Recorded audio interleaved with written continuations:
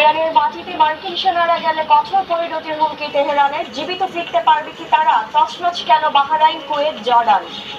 ব্রিটেনের ক্ষমতায় ফিলিস্তিনপন্থী নেতা অ্যান্ডি বার্নহাম। ইসরায়েল বিরোধী নয়া ব্রিটিশ প্রধানমন্ত্রী কি পারবেন ইরান ও গাজা যুদ্ধ থামাতে?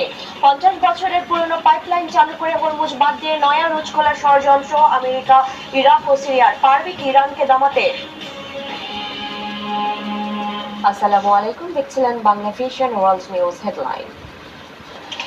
এবার ইরানের ভেতরে আমেরিকা সেনারা ঢোকার দুঃসাহস দেখালে কঠিন জবাব দেওয়ার হুঙ্কার দিয়েছে ইরানের স্বরাষ্ট্র বাহিনী। সেই সাথে মার্কিন হামলার জবাবে বাহরাইন, কুয়েত, জর্ডান আর ইরাকে মার্কিন সেনা অবস্থান লক্ষ্য করে মিসাইল আর ড্রোন হামলার তাণ্ডব চালিয়েছে ইরান।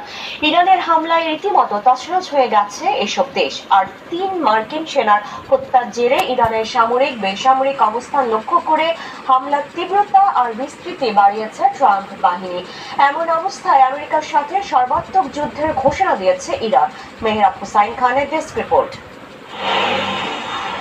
টানা নবম রাতের মতো ইরানের আজারবাইজান, বুশের, সিস্তান বেলুচিস্তান প্রদেশ সহ উত্তর আর দক্ষিণাঞ্চলের আরো ভেতরের দিকে দফায় দফায় হামলা চালায় মার্কিন বাহিনী। রাতের নীরবতা ভেঙে একের পর এক বিস্ফোরণে কেঁপে ওঠে সিরি, জাস, তাবরিজ ও চাবহার শহর। সামরিক ও বেসামরিক স্থাপনায় হামলা হলেও ব্যাপক তাণ্ডবের লক্ষ্য ছিল মূলত ইরানের তেলের মজুদ আর স্থাপনা। হামলার প্রমাণ হিসেবে একাধিক ভিডিও প্রকাশ করেছে মার্কিন বাহিনীর সেন্ট্রাল কমান্ড সেন্টকম। খুজেস্তান প্রদেশে নির্মাণাধীন দৈর্ঘ্যহীন পারমাণবিক বিদ্যুৎ কেন্দ্রের মতো শান্তিপূর্ণ প্রকল্পে হামলার তীব্র নিন্দা জানিয়ে সামাজিক মাধ্যমে লিখেছেন ইরানের উপ পররাষ্ট্রমন্ত্রী কাজেম গরিবাবাদী।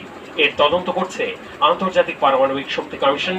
এমন অবস্থায় মার্কিন স্থলবাহিনীকে হুমকি দিয়েছে ইরানের পররাষ্ট্র মন্ত্রণালয় আর বিপ্লবী গার্ড বাহিনী IRGC। তাহলে কি ইরানের স্থল অভিযানে নামতে যাচ্ছে মার্কিন বাহিনী?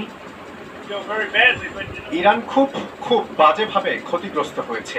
সামরিক দিক থেকে তাদের প্রায় সবকিছুই শেষ হয়ে গেছে। তাদের কাছে কিছু ক্ষেপণাস্ত্র আর কিছু ড্রোন অবশিষ্ট আছে। হরমুজ প্রণালী আমাদের নিয়ন্ত্রণে, কিছুই তাদের নিয়ন্ত্রণে নেই। সম্ভবত 3 জন মহান দেশপ্রেমিকের সম্মানে আমরা আবার খুব কঠোর হামলা চালিয়েছি। ইরানের ব্যাপক হামলার পেছনে এবার মার্কিন সেনা সদস্য নিহতের নয়া অজুহাত দাঁড় করিয়েছেন মার্কিন প্রেসিডেন্ট। নিহত সেনার সংখ্যা 3 জন বললেও এটি বাড়তির পথ ধরেছে।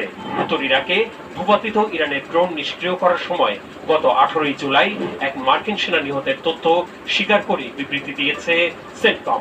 বলা হয়েছে জর্ডানেও ইরানের হামলার স্থানে মানবদেহের কিছু অজ্ঞাত অবশিষ্টাংশ পাওয়া গেছে।